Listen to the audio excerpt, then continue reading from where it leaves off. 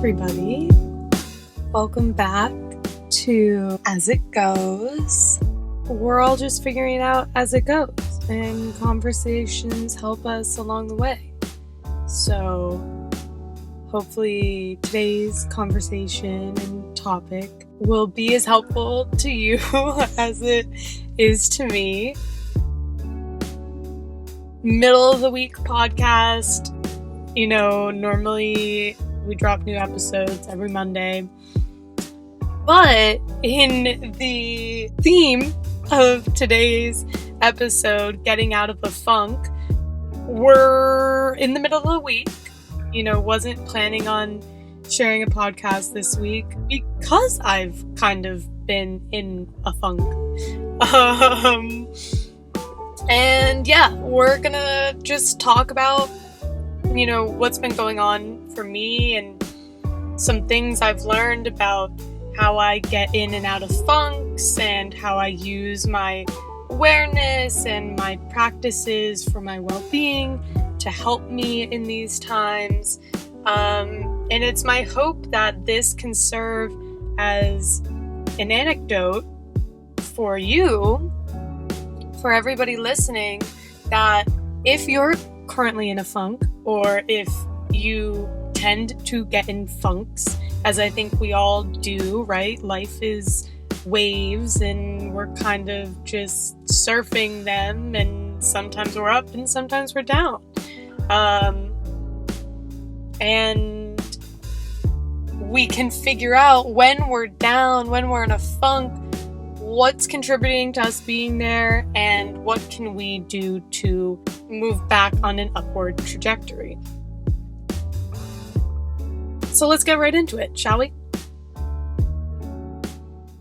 I've been slowly getting in a funk the past couple of weeks. And like I said, I wanted to share the observations I've had as to, factors that are contributing to my funk and what I'm doing to get out of it, and like my process of recognizing and using my awareness in this defunking.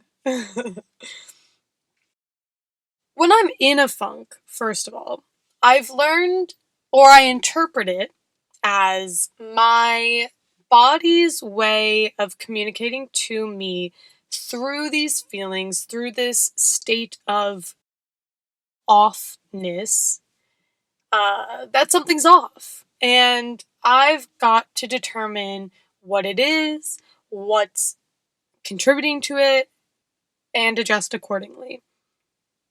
Otherwise, honestly, I don't know how to continue to move on my path forward if I don't.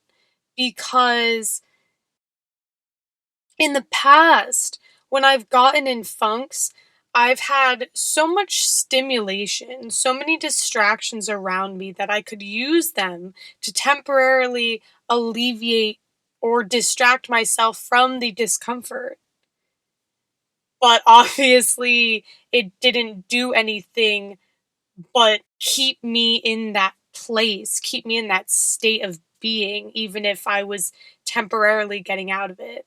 I'll give you some examples, right? Because I think about how, in middle school, high school, I had social media to distract myself. I had friends or schoolwork, and then dating life, and then in high school, college, then there's drinking, and there's drugs, and smoking, and there's, all these different ways that we can distract ourselves, which are part of conventional, normal, acceptable activity, but can actually, like I said, keep us stuck, keep me stuck in that funk. So, in contrast, right, I'll talk about in a second how, especially with COVID, it's been different, and we'll get into that. So, what's my funk? what I think triggered this funk initially was something that happened that set my nervous system to shut down. In polyvagal theory, going from ventral to sympathetic to dorsal. And I'll explain this right now for anyone that doesn't know polyvagal theory. My therapist uses polyvagal theory to explain a lot of stuff to me, and it's taken me some time to acclimate to it and have a understanding of it. But essentially, when we're in ventral vagal, our nervous system, our parasympathetic nervous system is we're in a state of connection. We can engage. We can, again, this graphic will be linked below from beyondparentalalienation.com. But basically, when you're in ventral, you have a decreased defensive response. You can, you're resting, you're recuperating, you're open, you're compassionate, you're mindful, you're grounded, you're present, la la la. You're safe, you're oriented, you're in a state of connection. When my therapist first explained this to me, she used the ladder, right? So at the top of the ladder is ventral. Then you move down the ladder into sympathetic, which is moving towards anger, heightened heart rate, and adrenaline, irritation, frustration. And this can be flight or fight. So, right, those being parts of fight, flight being, panic, fear, anxiety, worry. And then when you finally move down to the bottom of the ladder, this is dorsal, where you freeze. Your body just, it shuts down. You've reached a point of overwhelm and you're checked out. You're numb, you're disassociated, you're shut down, you feel trapped, you feel helpless, depressed, hopeless. So that was what happened to me. I moved through. Normally, I have figured out essentially what I need to do to keep myself in a ventral vagal state. And that is what my daily practices help me do. And so, but again, the next step down the ladder is sympathetic. So I had an experience that took me right down to sympathetic, and then the experience escalated to the point where I reached dorsal, which is, again, like I said, not something that happens to me on the daily or often anymore. I think when I was in middle school, high school, college, I think that was definitely easier for me to go up and down that ladder, or between dorsal and sympathetic, because there were so many factors in my life that were attributing to that, which again, we will get to this. But yeah, so the day after I had this shutdown, I isolated, I relaxed, I went back and forth about, even though it was the weekend, I had work to do, but I allowed myself, the day to just be in bed, watch a good show, and really just, take it easy. And then, because of that, by the end of the day, I felt rested enough to be like, all right, what are we going to do tomorrow to kind of just help lift myself up as much as I can? We're going to meditate in the morning. We're going to do our affirmations. We're going to get back into our routine. And obviously, it's while I was trying to navigate this instance, more stuff started to accumulate on my plate. With Reself, we're busy working on everything for our first pre-launch preview. I've been doing stuff in therapy separate that stirred up a lot. I'm also currently dog sitting right now for a neighbor. And on top of that, I recently started to be a little more social and have some fun, talk to some guys and stuff. Just things that one-off experiences I can handle, right? If it's just doing work, or just doing the therapy that's difficult, or just doing, the dog sitting and having to adjust my work schedule, or just, being more social. That's fine. But it became an overload of stimulation and disruption for my system. And that is what has attributed, I think, to keeping me down in a sense. Because there's certain funks, right? To me, there's like levels of funks, which is completely disassociated, shut down, staying in that state, right? I didn't stay in that dorsal, if we're using polyvagal theory, I didn't stay in that frozen, disassociated state long. But I've really been in a sympathetic state where it's so easy for me to move between fight and flight and just increased sensitivity to things that are impacting me and my nervous system and all the information that my body is taking in and also trying to process and do. There's all that, right? That's, I would say, like the situation. I also just want to say that in no way am I complaining about any of this. I'm just explaining my experience and what's up. I take full ownership and responsibility for what I can control, and I accept what I can't.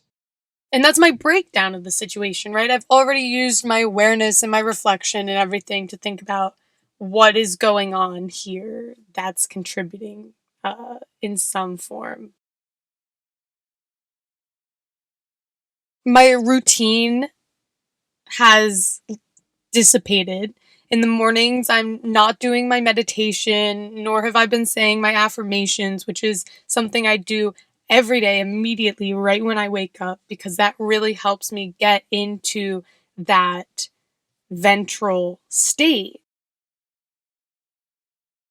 However, the one thing that has really helped me that I wanted to highlight is the one part of my routine that I haven't lost is my movement every morning. Whether it's a run, doing exercises, yoga, swimming, whatever it is, I haven't lost that. And I think that that is certainly deserves to be highlighted, because I think it's something that has perhaps kept me at least being able to like stay on the surface of my funk rather than being, immersed in the waters of the funk and feeling myself sinking. But that doesn't mean that I haven't had those moments where I feel like I'm sinking and I'm overwhelmed. And in the evening, I'll come home and I'll text people, I'll catch up with people, I'll just watch a show versus reading and writing and unplugging from technology and plugging into myself. So this kind of brings us to, one of the greatest silver linings for me from COVID was truly slowing down enough and eliminating all distractions to the point where I could feel and hear my internal voice guiding me, communicating with me, like what's working, what's not, because there was so much stillness in my life. The only thing I was focusing on after I graduated college was Reself and building Reself. I didn't have much of a social life because all of my friends were spread out in different locations. I didn't have any sort of like romantic life, and I had a singular focus. And in addition to that, singular focus of Reself, I had all the time and stillness and distractionlessness to do practices for my well-being and truly put me in a great state and reflect on the past and patterns of behavior and beliefs and la la la. Lots of great healing and growth and stillness and inwardness. So now, when funks have happened, in obviously before COVID, I think I was establishing this, but certainly because of COVID and during COVID, when any sort of funk happens, I can quickly identify them and look at what has been added to my plate, what distractions, complications, disruption, etc. is going on here that is abnormal, as in not my baseline of stillness, my morning routine, my evening routine, and all of the things that contribute to my well-being. What's going on here?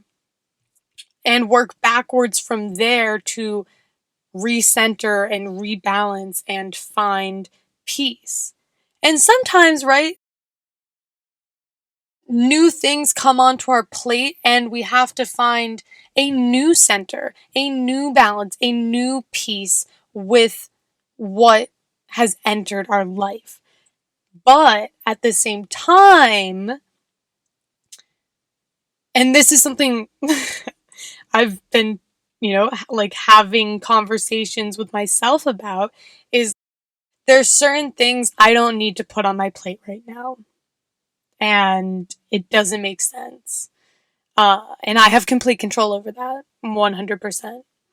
So that's, I think, also the bigger, another element of this is like the objectivity, the reflection, and the accountability aspect. In the sense of knowing, am I just doing this to distract myself? Am I just doing this because I'm bored? Am I just doing this because I whatever? Or is this negatively impacting my well-being? Is this decreasing my well-being? Is this contributing to my evolution? Or is this antagonizing my character and actually maybe making me stay stuck in a place I don't want to be because I'm trying to go somewhere and do something and become and evolve? So the stillness from COVID, again, so many things were eliminated from the baseline of my life and my day-to-day and, so on and so forth. That includes drinking and smoking and, what going out and romantic relationships, so to speak. All of that was so beneficial for me to have eliminated these sources of stimulation and distraction by choice and circumstance, because I got acquainted with, for the first time, that baseline and stillness and inner voice and myself truly. And if you listen to the podcast, like I've talked about this, I'm sure. I love being alone. So it's not like that wasn't something. But obviously, like I said, there were so many sources of stimulation in my life, even though I was living alone. Social life, everything we just talked about. And with COVID, that was all gone. And it was just me and myself and my dog and, whatever. But that was truly, truly, I think, essential. Equilibrium and equanimity. Being in those states, they are always in flux. They're not stagnant. As Lillian said in our episode together of As It Goes on somatics, when you balance on one leg, all of the muscles are working, moving, flexing to keep you balanced. Balance is an active and always changing state. It requires different things at different times, right? I'm learning that because obviously, eventually, my life will not just be working on reself, right? I will add dimensions and things back into my life slowly. And for me, I think it's important that I do that slowly, because I think if I do it very quickly and I'll overwhelm myself. There will be too much stimulation, too much distraction, and again, funk. That's like Funk Zone 101 for me. And it's not easy, right? Two things. One, obviously, I want to hang out with my friends. Obviously, I want to have a social life, you know? But I also have to be realistic with myself, and maybe it's like, being my, inner mom to myself. I know where I'm at. I know what I need. And if I know all that and I'm not honoring that through my actions, then I'm going to have a felt disconnect within myself. And it's tempting. It's so tempting because, in a sense, I'll speak from my experience. It can be really easy to fall into patterns of spending excess time with people and, going to extremes in that sense because it's fun. And there's nothing wrong or bad about having fun, about being social, about, dating and whatever. But for me, again, like, I know what I want in this season of my life, and I'm open to whatever the universe throws my way and puts in my path. But at the same time, I know I play an equal active role in that creation of that path. And I know if I'm bringing certain things in, or I'm obviously actively participating in certain things that are contrary to or antagonizing what I want in this season of my life and what this season of my life is, then right there, that's, to me, what I need to focus on addressing and changing and shifting. Because with my values and my focus on reself and my balance and my well-being and really finding my center, my stillness, my baseline, and getting familiar with it and, myself, I don't know if I have the capacity or energy to give to those other dimensions and elements of my life in the way that any of them deserve it. Of course, I dip my toe in it. Whatever, everything in moderation, right? But I certainly can't go back and won't go back and don't want to go back to the way I used to engage in those dimensions of my life prior to graduating college and COVID. So I think that's the really hard thing with some of this stuff, right? Funks are weird, man. I get it 100%. And this is like a weird funk that I'm in right now because obviously all of these things have my active participation in it, right? So it's up to me to discern and eliminate what I know doesn't align with me right now. And that can be really hard, you know? But it doesn't mean it's not beneficial. And I think that's the other thing that I've learned.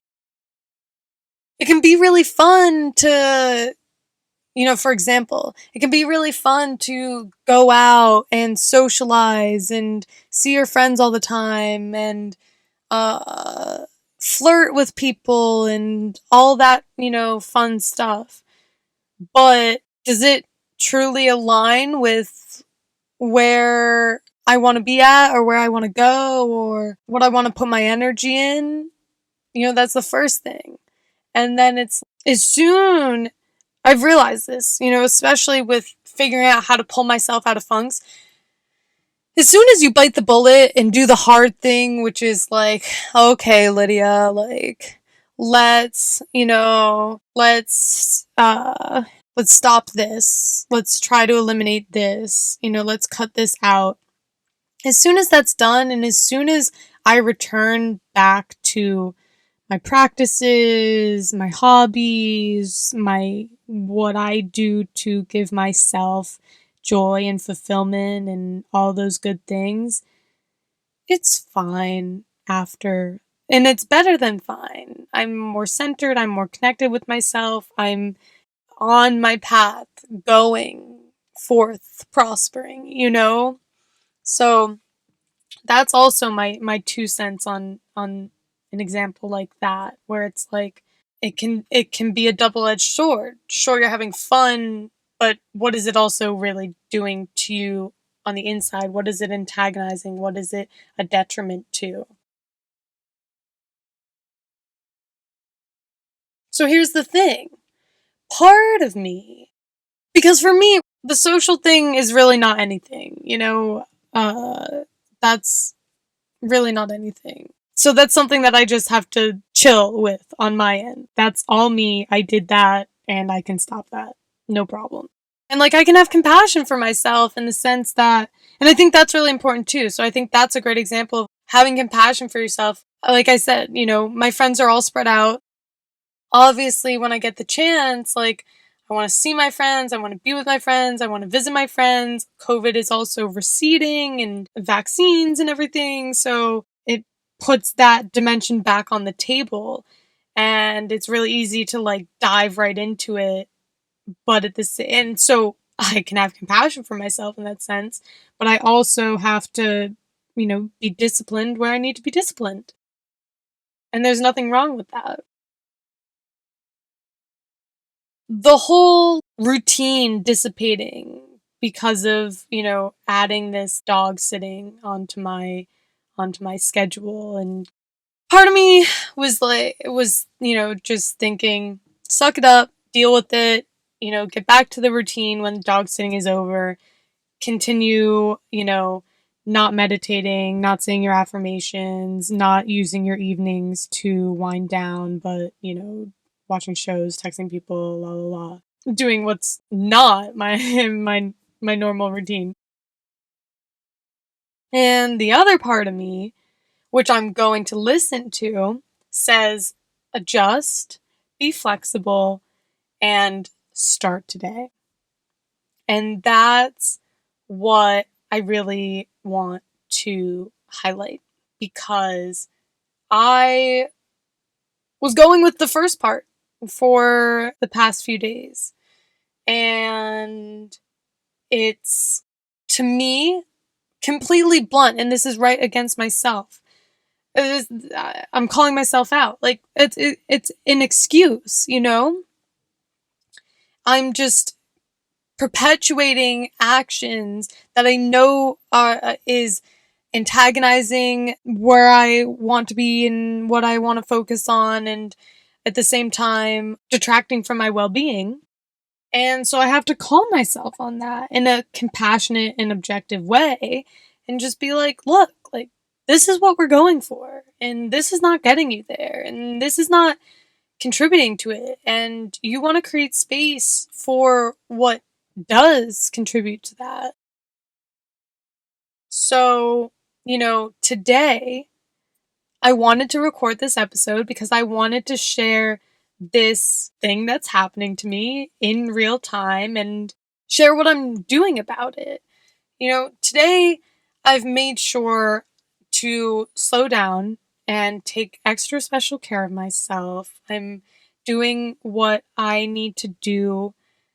I'm resting as I need to rest, going outside, going for walks, spending quality time with my dog, eating my greens, taking my vitamins, doing my meditation and my affirmations, even though it's not when I want to do them, right when I wake up. But if I know that's going to make me feel better, then I will find the space and time to do it, right? And I will, to that extra special degree, I will schedule it to make sure that I do it. I'll make sure I have 3 good, solid meals, tidy up my environment, whatever is a little messy, take a bath or do a face mask, I have to catch up on my gratitude list, which I'm looking forward to, because that's always something where when I fall into a funk, I think fall off my gratitude. It's easier for me to fall off my gratitude list. And so I'm excited to do it because I'm excited to think back to these days that I've been in this funk and also see what I'm grateful for from those days. Because I think that just helps me, it helps sit with the funkiness and make a little more peace with it and make space for, yeah, there's this happening, but there's also these good things that are happening. I'm going to do my June intention setting and check-in, which, middle of June, never too late. Yeah, again, something that is going to help me check in with myself and come back to myself and focus myself on, okay, what am I doing? What am I doing this month that's getting me to where I want to be? What am I doing this month that is aligned with all of that jazz? Minimizing my screen time and unplugging at dinner for the rest of the night. Making sure that I get to bed early tonight, that I'm in bed, I'm cozy, I'm reading, and I make space and time for stillness so whatever needs to surface can surface and I can reflect on it and process it. And then setting my alarm so that tomorrow morning I can get up and have time and space to do my meditation and affirmation before I have to go let out the dog that I'm dog sitting for. Hopefully those are good examples for you if you are in a funk and you realize, you need to adjust. When we're in a funk, I think really, in summation, the first step is identifying, okay, what is contributing to this? What is going on here? Just reflecting objectively, being compassionate and non-judgmental with yourself. I think the second step is to simplify, right? Eliminate as much as you can that is contributing to the funk or keeping you stuck in the funk. So, for example, if I know that socializing right now is distracting me more than it's helping me, then I gotta cut back on that so I can return to my stillness and my connection with myself enough to hear my own needs and figure out where to go from there. Which then brings us to the third step, which is make a list. Make a list of, like I just did, like I said, my vitamins, my greens, do this, do that. Make a list of all the things that you can do, that you want to do, that you will do to help yourself get out of your funk. And then, fourth and last step, take action. Do those things and do them repeatedly enough. If you don't have a routine, create a routine for yourself. Whenever I'm in a funk, I readjust my routines. I readjust my morning routine. I readjust my evening routine. I make that list. Today, I made my list of what I'm going to do today. I'll write down a list in my notebook of all of my practices and all of the things that I do to make myself feel better. And then from there, I'll separate them into morning and evening activities and things and make a new routine, which is always fun. And I want to just say, I think actually on this subject, which I've been, waiting to put this part in, this is all it's a balance between resting and stillness and space for things to surface and reflect on and be aware of, and actively participating in getting yourself out of it. But I think there are some times, right, when we're stuck in that dorsal state or we're stuck in a sympathetic state, and especially I think with dorsal, it's really hard to get out of it. And don't be afraid to ask for help. Tell your friends that you're in a funk. Tell someone you trust that you're stuck here. Talk it out with them. this episode, this conversation has been helpful for me because I obviously hear myself say what I need to do, as well as, where I need to check myself a little bit in the most gentle and compassionate way possible and hold myself accountable to that. Something that I just want to say, I was speaking with a friend kind of about this subject yesterday. I think funks have degrees, right? I have a funk probably every few months. And like I said, readjust my routines, recenter, readjust, take new action, la la la. I've kind of got my own defunking routine down. And it gets better with each funk, which is something to be grateful for. But I think that there were times in my life where I was in terrible funks. Funks of the third degree, where, I was just stuck in like complete dorsal shutdown, disassociated, and I had no idea how to get myself out of that. And this was an example, but I just briefly touched dorsal and lived in that for a little bit before I kind of shot back out of it. But those other times when I've existed in there, it can be lonely and dark and depressing and scary and overwhelming and just like perpetual. And those are times we really need to ask for help, and we really need to get the help we need. It might be a therapist, it might be a friend, a loved one, it might be medication. In my really difficult funks, months long funks, I can remember pre-therapy and how difficult those were, and how I just was swimming out there in the deep end on my own with no clue how to, even get to the get to the wall to even take a break from treading water, you know what I mean? And other times, once I was in therapy, I mean, that's a whole different thing because you have a soundboard for that. And then what I was speaking to my friend about was when I was on medication, when I was in therapy, the whole point my therapist put me on it was so that I could establish enough of a baseline to be able to do all the work I needed to do to heal and evolve and move forward, move beyond all of that stuff. So I want to say that because I think if it's something you haven't tried or something you haven't considered, I totally recommend considering it. It's something that it was a process for me. At the time I was still dependent, on my parents, and they didn't necessarily want me on medication, or they, thought it should be a really temporary thing. Different people have different opinions about this stuff, right?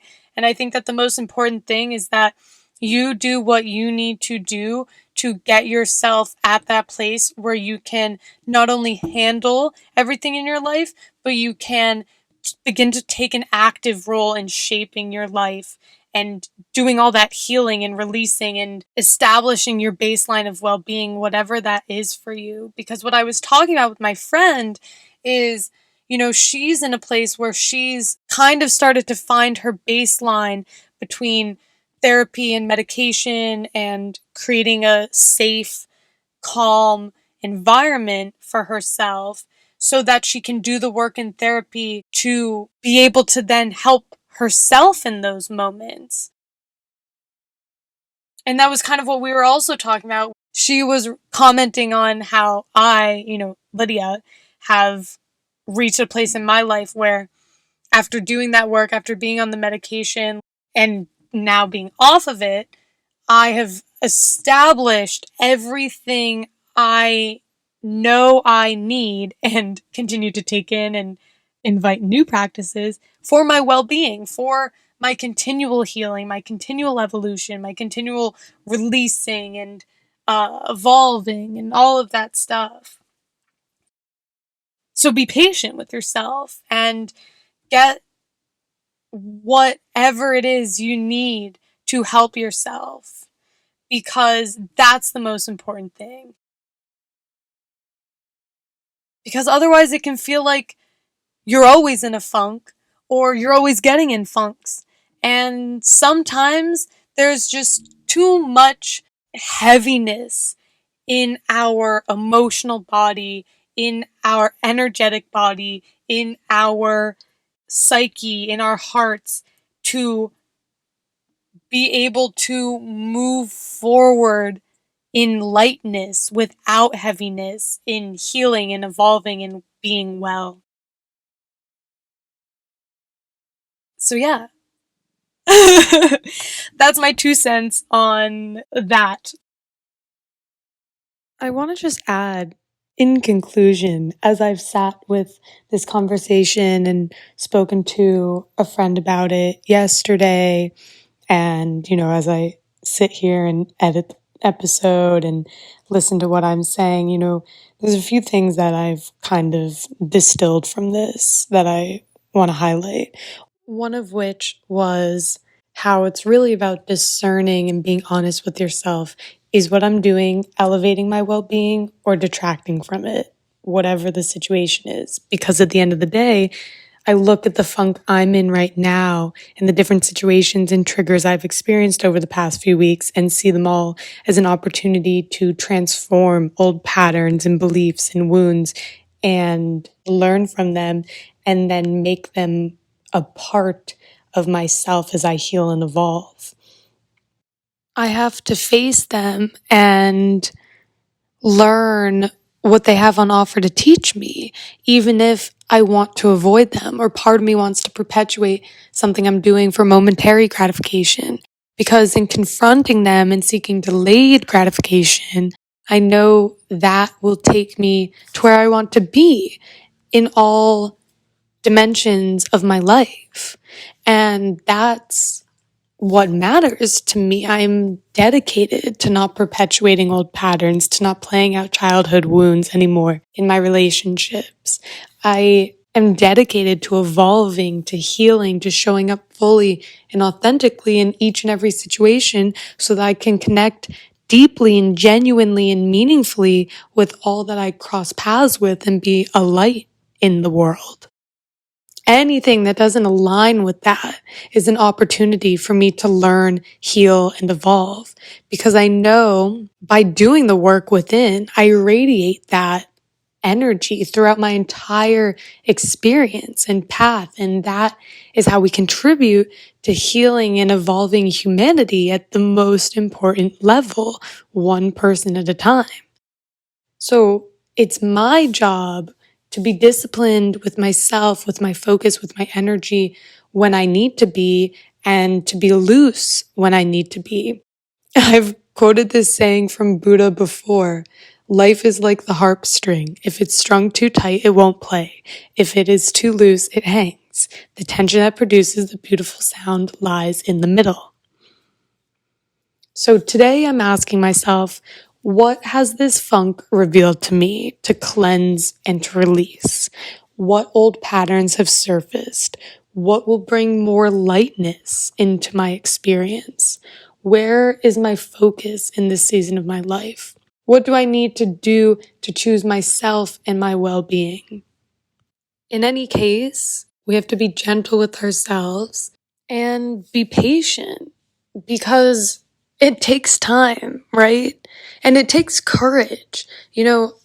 Again, for me, there's something that I need to do that I've been avoiding and I don't want to do. It's uncomfortable and I don't want to deal with it. But it's also a situation that's causing me to suffer because I'm holding on to anger and resentment and whatever, and I need to do what I need to do to release that, which is have a really difficult conversation. Part of being gentle and being patient is just understanding that it's okay, even if all we have right now is the awareness of what's going on in this situation. Being aware is the greatest gift because with this awareness, evidently comes transformation, comes the ability to act in alignment with what we're aware of. And finally, I have 2 tattoos that mirror each other on my body. One says chaos and the other says clarity. They are 2 sides of the same coin.